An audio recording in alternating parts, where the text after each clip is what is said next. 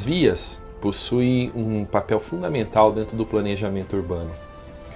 Pensar de uma maneira racional como funciona o sistema viário e entender o papel de cada uma das vias, isso é um papel muito importante para que todas as relações dentro do contexto urbano ocorram de uma maneira eficiente e com uma boa fluidez. O Código Brasileiro de Trânsito, ele tem uma classificação viária que é baseada em 4 vias. Nós temos a via expressa, a via arterial, a via coletora e a via local. Entender como funciona e qual é o papel que cabe a cada uma é um ponto bastante interessante na hora de se planejar as cidades. O processo de planejamento dessa cidade, ele ocorre de uma maneira, de uma escala macro para micro. Dentro da escala macro, se tem como eixo norte e sul a rodovia. Essa rodovia ela cruza a cidade de lado a lado e ela tem uma perda de característica assim a partir do momento que ela entra dentro de um contexto urbano. Então ela deixa de ser uma via rural e passa a ser uma via arterial.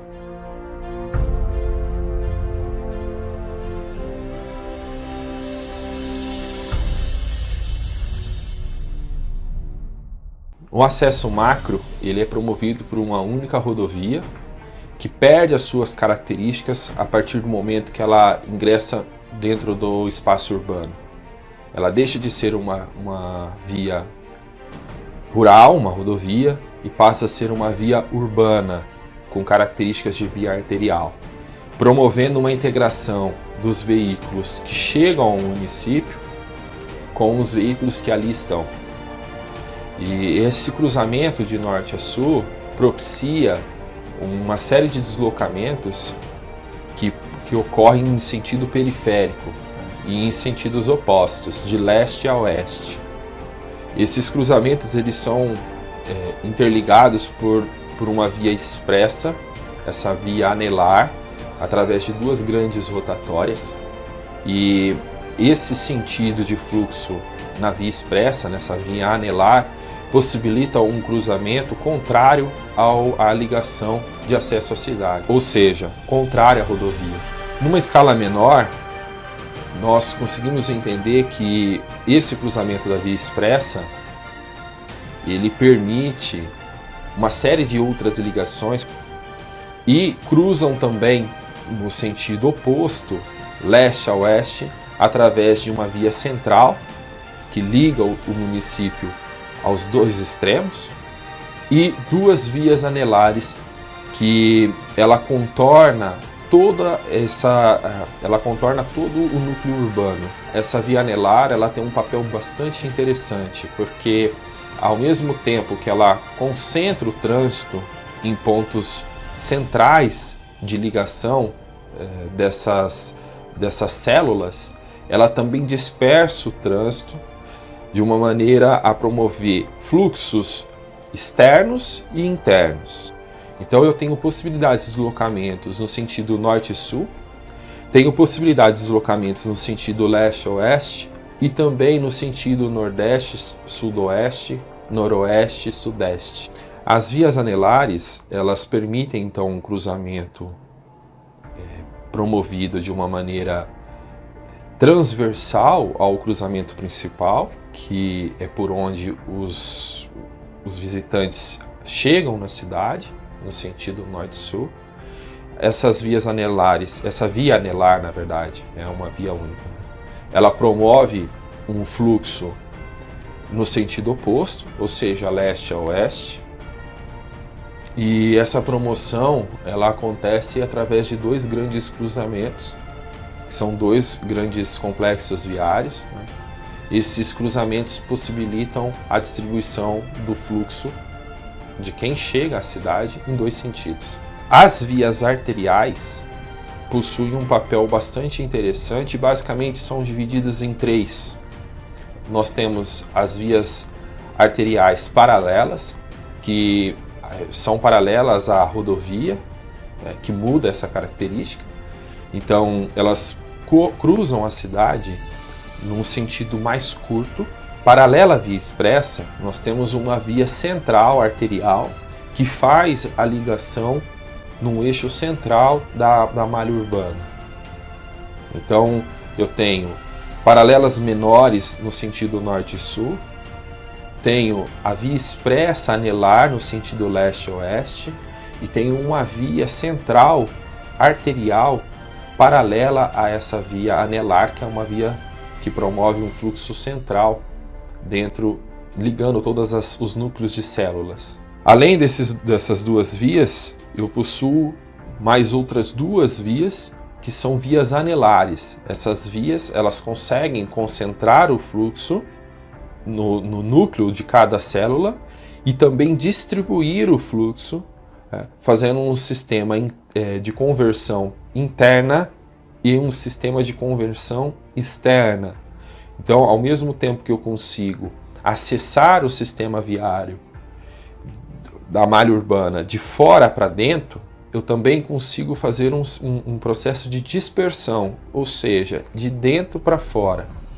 Essas possibilidades de deslocamentos em relação ao sistema arterial, ela é fundamental, porque desta maneira eu consigo fazer grandes deslocamentos visando diversos pontos da malha urbana. Então, não importa onde eu esteja, eu consigo fazer com que cada cidadão consiga deslocar para qualquer espaço, para qualquer ponto da área urbana, tendo possibilidades de deslocamentos por vias arteriais, que isso dentro do planejamento urbano é extremamente importante. O desenho dessa cidade, através da promoção dessas grandes vias, ele acontece de uma maneira que eu busquei mesclar conceitos. O primeiro deles, acho que fica bastante perceptível no próprio desenho, que está associado ao conceito de cidade-jardim.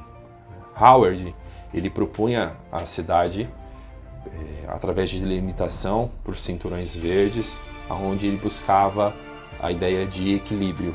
Então isso fica claro dentro do espaço urbano dessa cidade, que a promoção de áreas verdes mescladas com áreas edificadas.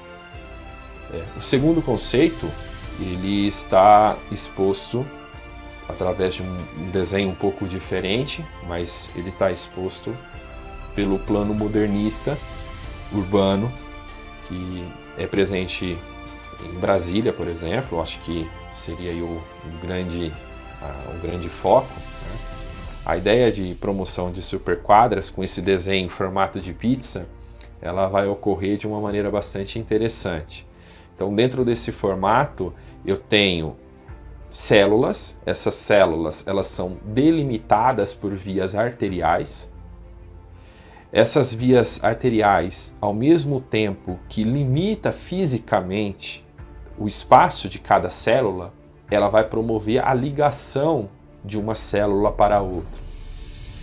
Em volta dessas grandes vias arteriais, eu tenho um espaço verde, uma espécie de um cinturão, que em alguns casos caracteriza essa via arterial como um bulevar.